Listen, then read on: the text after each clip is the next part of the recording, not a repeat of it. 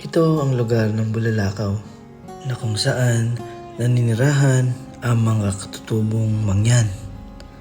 Halos 5 oras ang aming nilakbay para marating ang kanilang tinitirhan. Hindi lahat sementado, kaya napakahirap ang kanilang dinaraanan. Sa pag-akyat namin sa bundok, nalampasan namin ang sira-sirang kubo na ito. Sa aming paglampas ay para bang may tumatawag sa amin na dapat naming balikan. Ito ang gumulat sa amin.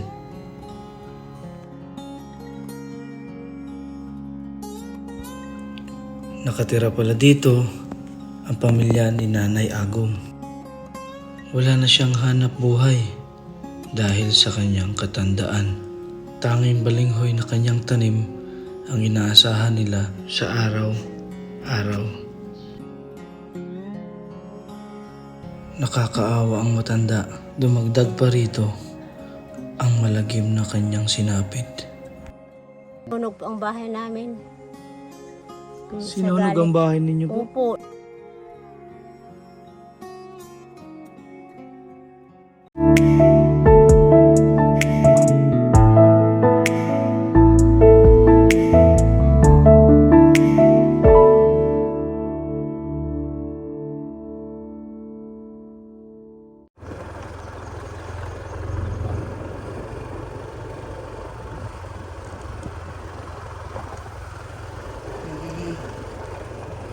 Akyat tayo ng bundok. Oops.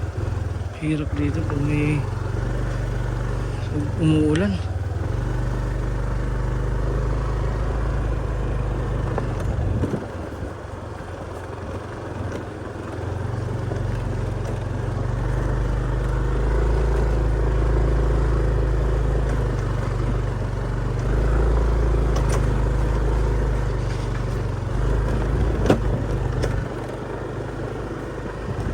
Ayun, may nadaanan pa kami dito. Yung bahay. Pwede ba magtanong? Ayun ang bahay nila. Pwede ba magtanong? Sino pong nakatira po dito? Kumusta pong buhay niyo po dito? Baba muna po tayo.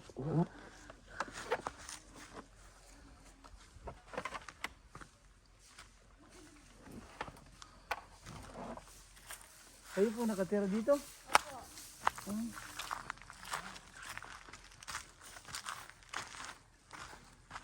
Sino pong kasama niyo dito, Nanay? Ano po, mga anak ko lang po at ng apo ko po isa. Ano pong pangalan nitong lugar? Badyang po. Badyang po ito. Dito po kayo nakatira? Opo, dito po. Sira na nga po. Ano pong nangyari sa bahay ninyo? Nang matagal na po ito, gawa ng nagbagyo po ito ni Ursula. Ganito na po. Opo. Nang hindi po naman sana ito ganito, nung dati ay binagyo ni Ursula, di ganito na nga po. Paakyat po kami dito sa tribo. Ay napansin po namin itong bahay ninyo. Yung dito po kay may Doon po sa may- tribo ng Hanunoo. Ano pong tribo din ninyo? hanuno din po. Ribo po kami din ng hanunoong mangyan. Hindi po kayo delikado yan pag umulan? Hindi po, Parang kaya nga po inapura. nakaganito na po. Nagtitiis na nga lang po sir kasi kung kulang kinakapos din ng mga ano namin dito. Kasi wala na po akong kasawa. Tagal na po, 5 taon na wala na akong asawa. Patay ng asawa. Ano pong hanap buhay nyo dito? Wala po, nag-uuling po sir. Pang sarili lang po, pangkain lang namin. Tanong din po ako sa inyo dati dito nung papunta po kami dyan sa Opo, taas ng ito po bundok. padalwa na po yata ninyo. Oo. Yung una. May nakita po ako pandalawa dito ang anak nyo. kayo. Ayun, Ano pong nangyari sa anak ninyo? ayun po siya. Dalawa sila, yung babae na yun. Bakit ano pong nangyari? Dati po, sa pagkaanak, Sa pagkaanak? inborn po. Ano pong nangyari? Hindi po makakita ng kanyang mata. Kaya pagdaan ko dito, ba't parang ano, yung anak ninyo ay Opo. kumakapa-kapa nga? Dalawa po sila yun. Tapos pagbalik namin ngayon, ito nakita dito pala kayo nakatira. Ilan po kayong nakatira dito? Nanay?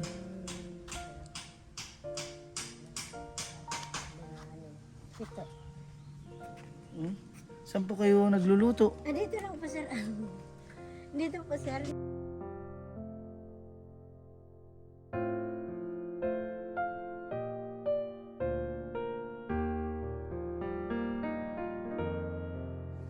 Ano pong pangalan niyo, nanay? Ako po. Opo. Si Agong po Luwarca. Ano pong pagkain niyo dito sa bundok? Balinghoy, saging, ganun.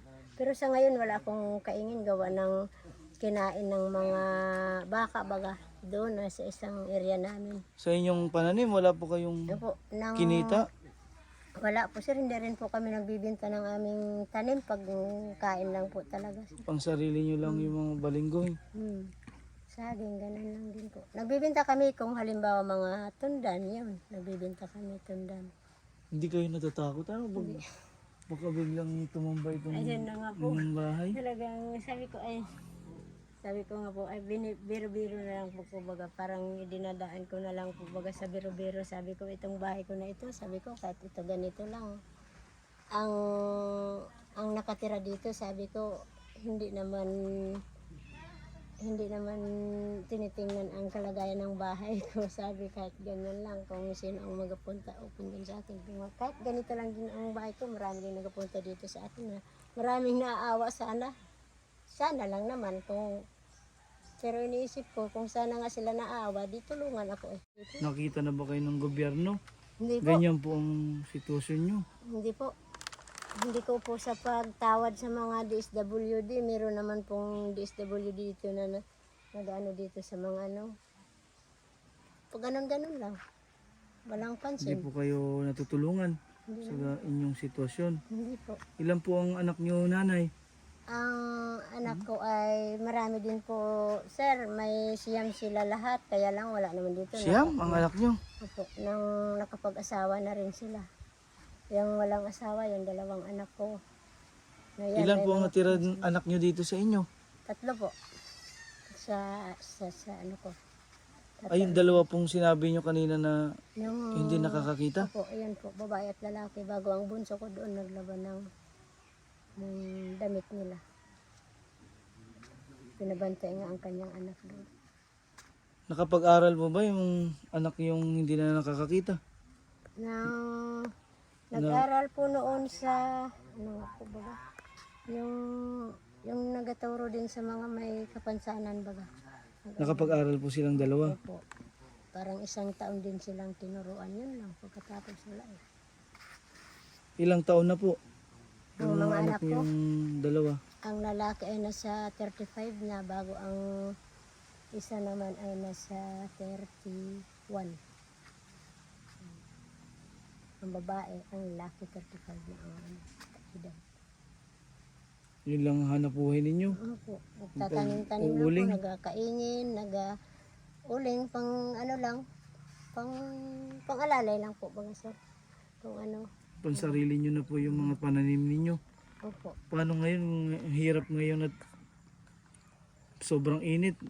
Ayun nga po, kaya po, Patay ang mga halaman. Wala nang... ayun nga po, dito kung minsan may niyog ako, minsan din logit kami, mga isang sako lang.